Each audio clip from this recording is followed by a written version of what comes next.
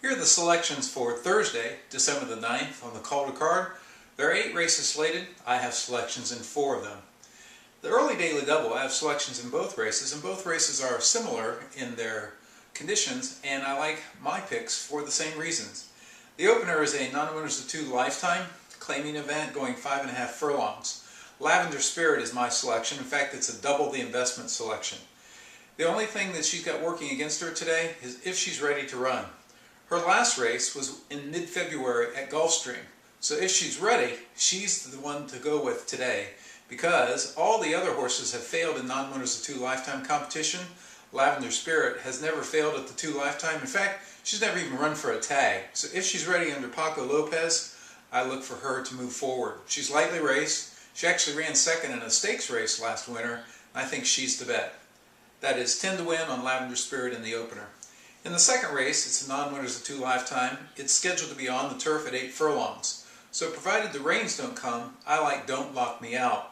Also lightly raced, also never been in for a tag, also never run for the 2 lifetime. If she's able to produce any of the kind of efforts that she had when she ran in Maiden Special Weight Company, went on the turf early in her career, she should be able to run really well. She's not run on the turf before, but she's well bred for the turf. I think she'll go off at a bit of a price. So I'll take Don't Lock Me Out on the turf in the second. In the third race, Telemberto appears to have found just the ideal spot. She's going to be a good price today, as there are 2 favorites in here who I think will take a lot of money at the windows, but don't have a realistic chance. Telemberto dueled through a pace call of 44 and change, and if she runs those kind of pace numbers, she's going to be loose on the lead today.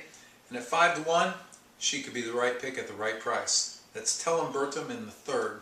I'll pass the 4th and the 5th. My last selection for today is in the 6th. It's an optional allowance claimer. It's scheduled for 5 furlongs on the turf. Should it stay on the grass, I think Family Holiday is the horse to beat. In fact, I'll double the investment on Family Holiday. She's the inside speed, and if she gets clear on the lead, she ought to be able to hold on today. Most handicappers will see that in her last 2 races she's had a clear lead and faltered, but in both of those cases she was in an optional claimer for non-winners of 2. Today she drops into an optional claimer for non-winners of 1. The reason she does that is she runs for the tag today. So I'll go with Family Holiday if on the turf. If it comes off the turf, I'll play Citizen's Arrest. It's her first start in South Florida for trainer Todd Pletcher. His horses are always dangerous down here in the winter, and she's dropping out of much better company out of New York. So on the main track, I'll go with Citizen's Arrest. I'll pass the 7th, and I'll pass the 8th. We'll come back on Friday, have selections for you for that day, and see how we did on Thursday. Now let's take a look at Horse of the Year debate. In the racing industry, there's a big debate over Horse of the Year. The main 2 contenders, and it would be a shock if anyone else were to win the award, comes down to Zenyatta versus Blame. A lot's been made of the fact that Blame beat Zenyatta head-to-head in the Breeders' Cup Classic. However, I would argue that Blame had a much better trip, was running on his home track, and in spite of all those things in his favor, we're still just a head in front of Zenyatta. Would you have gone to Churchill Downs to see Blame run? I don't think so. Thousands went to Churchill Downs to see Zenyatta run. Zenyatta has brought all kinds of people to the racing game.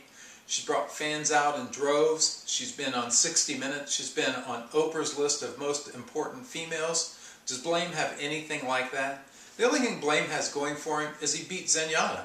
Doesn't that tell you something about Zenyatta? So for me, I'll take Zenyatta, Horse of the Year. See you on Friday.